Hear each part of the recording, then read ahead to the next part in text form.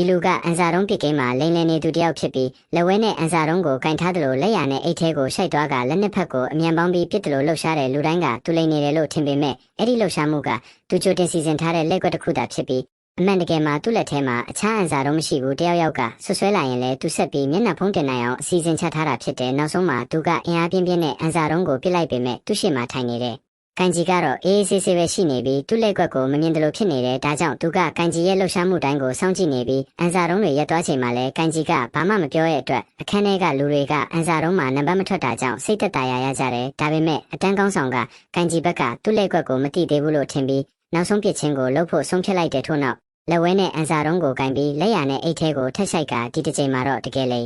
လန်စာတုံးကိုထုတ်ယူပြီးလက်နှစ်ဖက်ကိုအမြန်ပေါင်းကအတန်တစ်ခုနဲ့ပစ်လိုက်တဲ့ဖြင့်အခန်းထဲမှာစိတ်လှုပ်ရှားမှုပြင်းထန်လာတဲ့ကန်ကြီးကတော့မတုံလို့ပဲအန်စာတုံးသုံးလုံးကိုတိတ်တိတ်ကြည့်နေပြီးသူ့ဖော်တွေကတော့ကြောက်လန့်လို့မကြည့်ရကြဘူးအတန်းကောင်းဆောင်ဘက်ကလူတွေကမတိမဖြစ်အခြေအနေမကောင်းသွားရင်အများသုံးဘူးကိုချက်ချင်းဆွဲယူဖို့ပြင်ဆင်ထားကြပေမဲ့နောက်ဆုံးအန်စာတုံးတစ်လုံးရက်သွားချိန်မှာကန်ကြီးကချက်ချင်းဘူးကိုဆွဲယူပြီးလိန်လန်အန်စာတုံးကိုဖမ်းထုတ်လိုက်တယ်သူတို့ဘက်ကလူတွေချက်ချင်းလာယူဖို့စ조사တဲ့အခါကန်ကြီးကတယောက်ရဲ့လက်ကိုတင်းတင်းကိုက်လိုက်လို့နာကျင်မှုကြောင့်ချက်ချင်းလက်လွတ်လိုက်ရပြီးဒီခွင့်ရေးကိုအတုံးချကအတန်းကောင်းဆောင်လိန်နေကြောင်းလူတိုင်းရှေ့မှာဖော်ထုတ်လိုက်တဲ့ဖြင့်အခန်းတစ်ခုလုံးတိတ်ဆိတ်သွားတဲ့အတန်းကောင်းဆောင်ကရှင်းပြဖို့စ조사ပေမဲ့ကန်ကြီးကတက်တည်ရှိနေပြီလို့ပြောပြီးတားလိုက်တဲ့ထို့နောက်အတန်းကောင်းဆောင်ကဘူးကိုပြန်ယူဖို့စ조사တော့လဲအသက်ကြီးသူတယောက်ကရှေ့ထွက်လာပြီးတားဆီးကအန်စာတုံးကိုကိုယ်တိုင်စစ်ဆေးလိုက်ပြီးနောက်ဆုံးမှာအန်စာတုံးတွေမှာနံပါတ်456ပဲပါရှိနေကြောင်းတွေ့ရှိတဲ့ဖြင့်အတန်းကောင်းဆောင်ဟာတက်တည်တင်ပြီးသားဖြစ်သွားကအရှုံးခံပြီးမြေပြင်ပေါ်မှာလဲကျသွားခဲ့တယ်။ဒီဗီဒီယိုလေးကိုကြိုက်နှစ်သက်တယ်ဆို like နဲ့ follow ပေးပါဦး။